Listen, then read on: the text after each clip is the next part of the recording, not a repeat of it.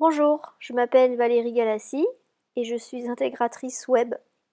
Ma définition du métier de développeur web, c'est que nous sommes ceux qui faisons le web.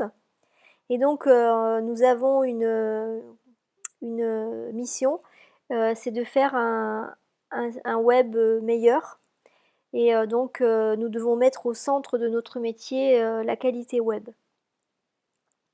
Au niveau de mon parcours, j'ai un parcours assez atypique.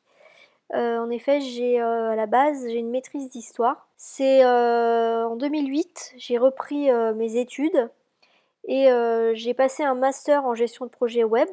Et j'ai encore une fois repris mes études pour passer une licence pro en informatique et multimédia.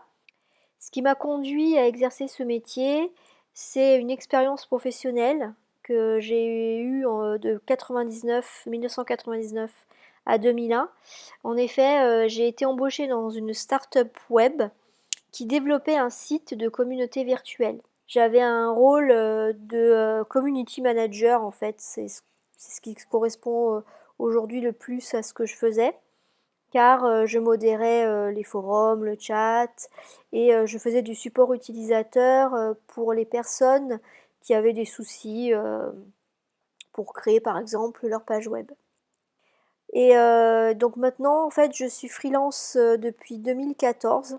Donc je me consacre à tout ce qui est front, donc HTML, CSS, ergonomie, etc.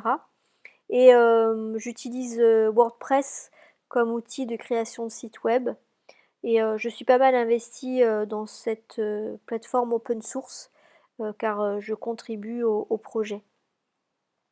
Au niveau d'un projet, je pourrais vous parler d'un site que j'ai réalisé avec deux copains. C'est un site de mise en relation entre prestataires et clients.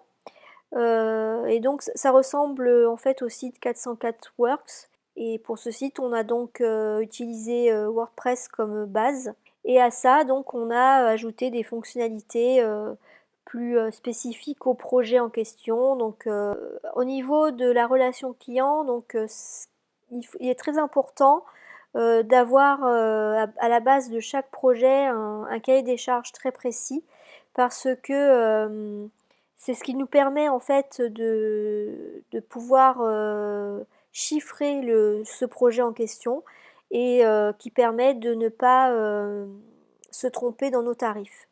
Voilà, j'espère que je vous aurai apporté pas mal d'infos et je vous dis à bientôt.